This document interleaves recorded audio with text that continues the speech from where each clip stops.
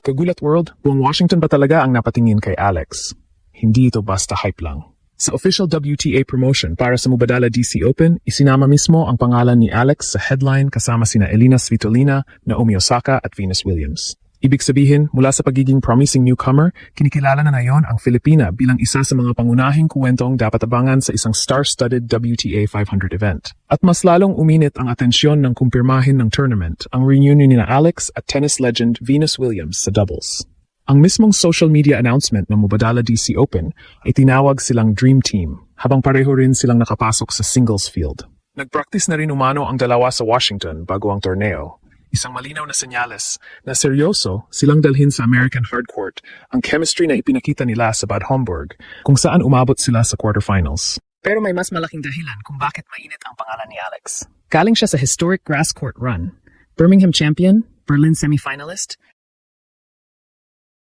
Wimbledon fourth-round finisher, at nanalo ng halos 90% sa WTA Star of the Swing fan vote. Tinalo pa sa botohan ang Wimbledon champion na si Linda Noskova. Kasalukuyan ding nasa world number 29 si Alex, may 30-18 record ngayong 2026, at hindi na kailangan ng wildcard para sa Washington singles main draw. Kaya ang tanong ngayon, kaya bang gawing title run ni Alex ang napakalaking spotlight? O ang matinding pressure, init at lalim ng field ang unang susubok sa bago niyang status bilang global attraction? Ang Washington campaign ni Alex ay may dalawang magkahiwalay pero konektadong misyon.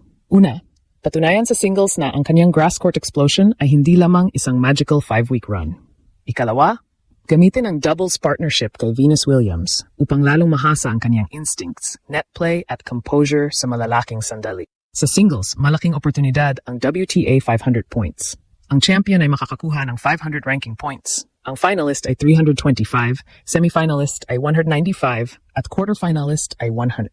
Dahil first-round appearance ay isang puntos lamang, napakalaki ng pagitan ng maagang pagkatalo at deep run. Para sa isang player na nasa paligid ng top 30, kahit 2 o 3 panalo sa Washington ay maaring magkaroon ng malaking epekto sa seeding, confidence at momentum patungo sa iba pang North American tournaments at sa US Open. Ang kabuuang women's prize money commitment ay $1,637,980 at $252,000 ang nakalaan sa singles champion. Pero sa doubles, ibang klase ang spotlight. Hindi ordinaryong partner si Venus Williams. Siya ay 14-time Grand Slam doubles champion at bahagi ng isa sa pinakadominanteng partnership sa tennis history kasama ang kapatid na si Serena. Sa Bad Homburg, umabot agad sa quarterfinals sina Venus at Alex sa una nilang pagsasama. Ngayon, hardcourt naman, surface na mas pamilyar sa American legend at mahalaga sa paghahanda ni Alex para sa US swing.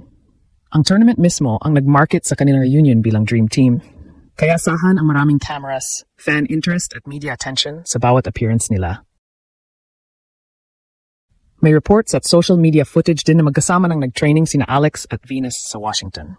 Mahalaga yon dahil sa doubles, hindi sapat ang pangalan at individual talent. Kailangan ang malinaw na communication, positioning, poaching patterns at understanding kung sino ang kukuha sa middle balls. Ang partnership nila ay may natural na curiosity dahil 25 years ang age gap nila. Isang legend na napatunayan na ang lahat at isang young star na mabilis gumawa ng sariling kasaysayan. Gayunman, kailangan kontrolado ang expectations. Ang main attraction ay hindi automatikong nangangahulugang tournament favorite. Nasa field sina Pegula, Svitolina, Osaka, Keys at defending champion Fernandez. May top 4 buys din, samantalang si Alex ay inaasahang magsisimula sa first round. Maaring mapunta siya agad sa isang dangerous hardcourt specialist, qualifier na may rhythm o dating champion. Kaya hindi dapat husgahan ang Washington campaign sa hype lamang. Dapat tingnan kung maayos ang serve percentage niya, kaya niyang protektahan ang second serve, at may pipilit niya ang aggressive left-handed patterns ng hindi padalos-dalos. Ang pinakamagandang senaryo ay makakuha si Alex ng solid singles run habang nananatiling fresh para sa doubles. Ngunit kahit hindi siya umabot sa final, may malaking halaga ang tournament na ito. Ito ang unang major test ng kanyang bagong identity pagkatapos ng Wimbledon. Hindi na surprise package, hindi na unknown Filipina, at hindi na lamang underdog na walang pressure. Kilala na siya ng opponents. Pag-aaralan na ang kanyang patterns. Hahanapan na siya ng kahinaan. At bawat court assignment niya ay may mas maraming mata. Kaya oo, ginulat ni Alex ang Washington bago pa magsimula ang main draw. Hindi dahil siya lamang ang sikat na player doon, kundi dahil sa gitna ng Grand Slam champions at established top 20 stars, ang Filipina ay naging isa sa pinakaabangang mukha, kuwento at partnerships ng tournament. Ngayon, racket na ni Alex ang kailangang magsalita. Kapag naisalin niya sa hard court ang tapang, composure at crowd connection na ipinakita niya sa grass, hindi malayong ang Washington spotlight ay maging simula ng panibagong malaking kabanata bago ang US Open. Alex na ang darating sa Washington. Noong mga nakaraang taon, karaniwang kuwento sa bawat malaking tournament ang tanong kung makakakuha ba siya ng wildcard, makakalusot ba sa qualifying o mabibigyan ba siya ng pagkakataong makaharap ang pinakamalalaking pangalan. Ngayon, baligtad na ang sitwasyon. Direct entrant na siya sa 28-player singles draw ng Mubadala DC Open. Hindi siya inimbitahan lamang para magkaroon ng representation ng Pilipinas. Nandoon siya dahil ang ranking, resulta at buong 2026 body of work niya ay sapat para makapasok sa field. At tingnan natin kung gaano kabigat ang tournament na ito. Ang Washington field ay pinangungunahan ni world number 3 Jessica Pegula kasama sina Elina Svitolina, Naomi Osaka, Madison Keys, defending champion Leylah Fernandez, Emma Navarro, Clara Tauson, Lyudmila Samsonova at iba pang established WTA names. Nariyan din sina Venus Williams, Sofia Kenin at Qin Wenjing bilang wildcards. May ilang withdrawals kabilang sina Marta Kostyuk, Iva Jovic at Jasmine Paolini pero nananatiling napakalalim ng kompetisyon. Sa ganitong klase ng lineup, hindi sapat ang kasikatan.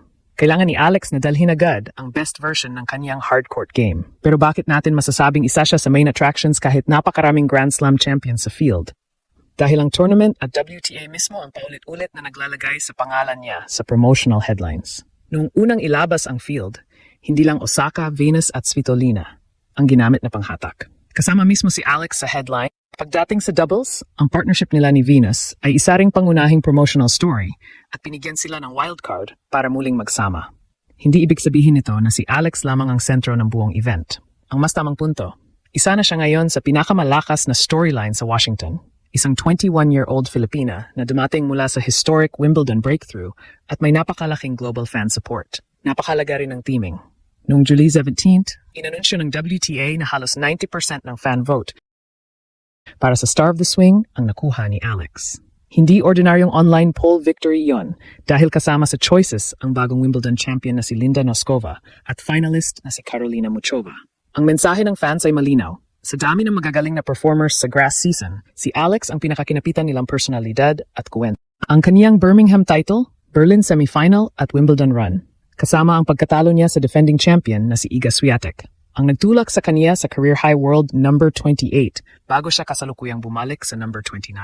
Dala rin ni Alex ang emosyon ng kanyang maikling Philippine homecoming. Bago umalis, sinabi niya sa supporters na hindi pa siya naging ganito ka-proud na irepresenta ang sariling bayan. Para kay Alex, ang bawat laban ay hindi na lamang personal ranking mission. Ramdam niyang may mas malaking bagay siyang kinakatawan at iyon ang dahilan kung bakit kahit sa Washington, asahan nating muling maririnig at makikita ang Filipino support. Ngunit may bagong challenge, ang mabilis na transition mula grass papuntang outdoor hard court.